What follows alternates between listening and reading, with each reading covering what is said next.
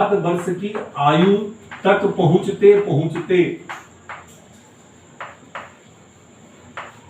आपके पास जीवन जीने के जो 80% अनुभव हैं वो आ जाता है।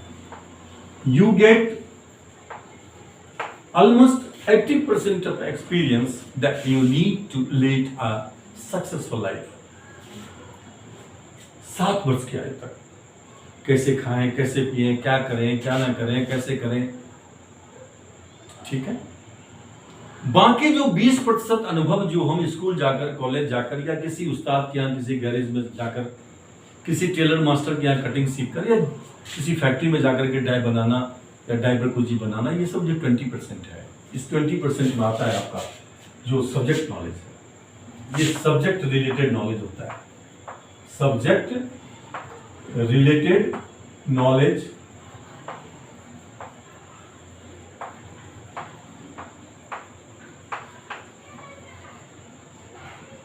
अब ये नॉलेज की बात कर रहे हैं हम। इस कहते हैं कि किसी चीज की ज्ञान जिसे कहते हैं आप, नॉलेज, इसे हिंदी में ज्ञान कहते हैं। ज्ञान क्या है? परिभाषा। किसी चीज की अगर आप परिभाषा जानते हैं तो आपके पास नॉलेज है। This is called definition in English. ये डेफिनेशन यानी कि परिभाषा अगर आप जानते हैं किसी भी विषय के, किसी भी चीज का। पंखा क्या है? पंखा एक विद्युत यंत्र है जो 3 पंखी पे चलती है और हवा देता है, ये परिभाषा है। लेकिन परिभाषा है आपके पास में, जब तक आपको उस ज्ञान को प्रयोग में लाने की क्षमता जब तक नहीं आएगी, तब तक वह ज्ञान जीवन भर आपका मित्र नहीं बन सकता। तो नॉलेज के साथ क्या चाहिए? हो गया नॉलेज, दिस इज नॉलेज। अब ये जो ज्ञान है और नॉलेज क्या हो गया? डेफिनेशन प्लस कैसे करें, उस कैसे प्रयोग करें, उस ज्ञान का कैसे प्रयोग करें।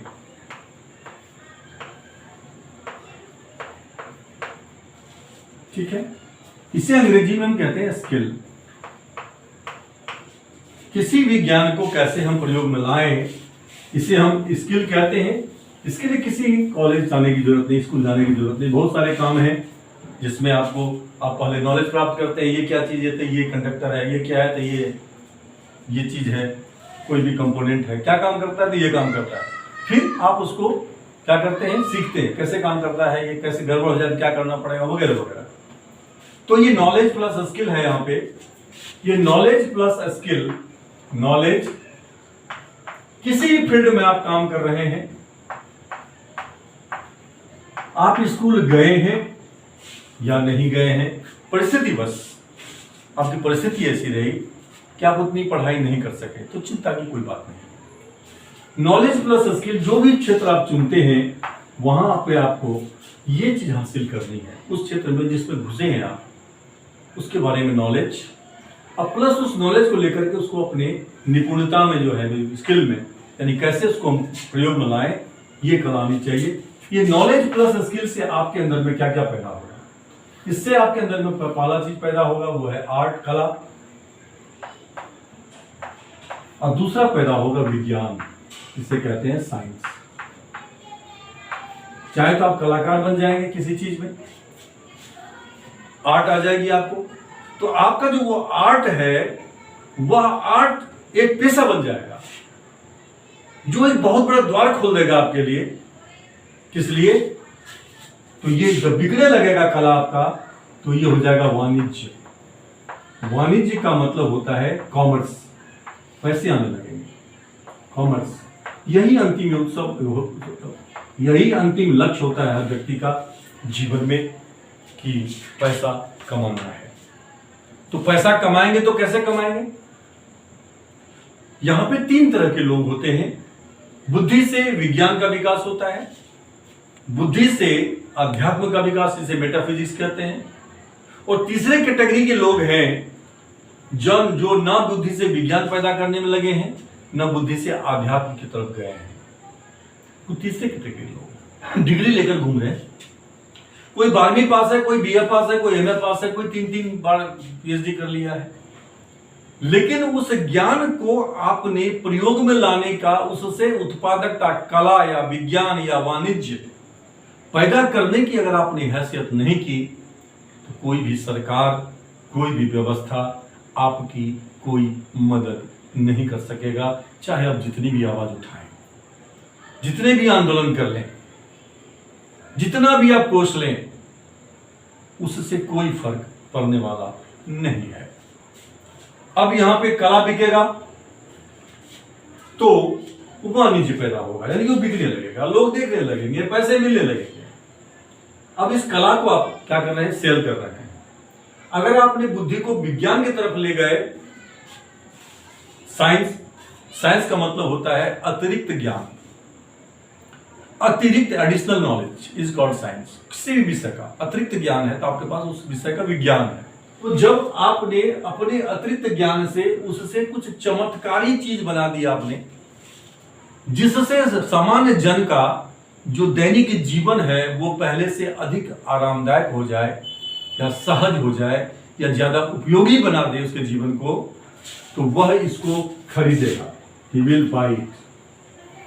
ये will sell, ये भी बिकेगा तो कॉमर्स पैदा करेगा, और ये भी बिकेगा तो ये भी कॉमर्स पैदा करेगा। और तीसरा है ट्रेड, व्यापार। आप व्यापार करते हैं, जहां पे आप लगाते हैं, पूंजी लगाते हैं और पूंजी से पूंजी कमाते हैं, वह भी वाणिज्य पैदा करेगा। अब आपको यह टटोलना है कि इसमें से कौन सा ऐसा सेगमेंट है, कौन सा ऐसा क्षेत्र है जिसको मुझे अपना कैरियर बनाना है।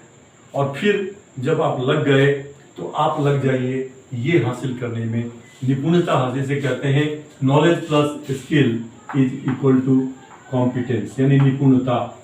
आप में जब निपुणता आ जाएगी तो उस निपुणता की वजह से वो चीज बिकने लगेगी, वह सेवा बिकने लगेगी, सर्विस बिकने लगेगी, या वो प्रोडक्ट बिकने लगेगा।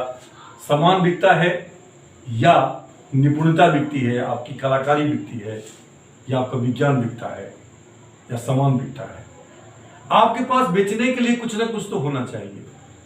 अगर आपके पास बेचने के लिए कुछ नहीं है तो बेचने के लायक कौन सी चीज है जो आप अपने पास इकट्ठा कर सकते हैं, इसके माध्यम से वो आपको करनी पड़ेगी।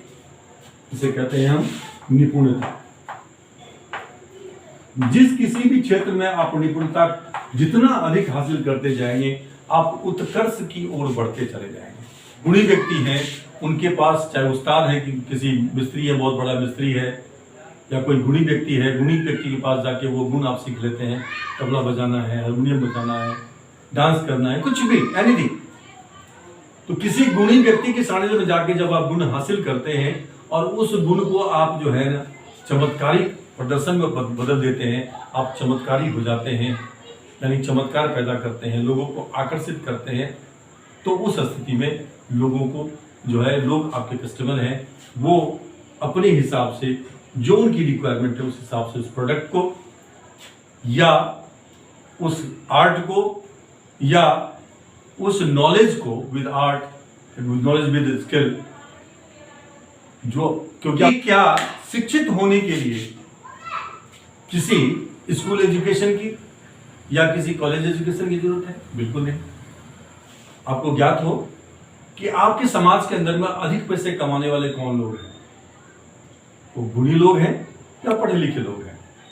तो आपको पता चलेगा कि आपके समाज में अधिक पैसे कमाने वाले जो हैं वो कौन हैं? वो कम पढ़े लिखे लोग ज्यादा हैं, लेकिन गुणी है। उनके पास बेचने के लिए कुछ ना कुछ है, और जिस चीज को बेच रहे हैं उसमें अपना वो जो स्किल है, निपुणता है, वो भी बढ़ा रहे हैं। और दूसरी चीज है कि रिलेशनशिप विद द कस्टमर्स, जो आपके चाहने वाले हैं, जो ग्राहक हैं आपके, इस धरती पर दो ही संबंध है। तीसरा तो अज्ञात है जिसको हम जानते ही नहीं, लेकिन जिनको हम जानते हैं वो चाहे तो हमारा ग्राहक हो सकता है या वो हमारा रास्ता रोकने वाला हो सकता है, जो हमारी प्रगति को रोकने वाला है। तो एक पक्ष अगर ग्राहक है तो दूसरा पक्ष आपका दुश्मन है, और दुश्मन आपका नहीं है, दुश्मन वो इसलिए है क्योंकि वो जिस गति से आप बढ़ रहे हैं आगे, उस गति से वो नहीं बढ़ पा रहा है, वो गुण भी अपनी विकसित नहीं कर रहा है। तो वो ये चाहता है कि मैं इसी को रोक दूं, मैं अपने आप को ना बढ़ाऊं, इसी को रोक दूं। ऐसे लोगों की चिंता करने की जरूरत नहीं है। अपना काम करते रहिए, ईमानदारी से चलते रहिए।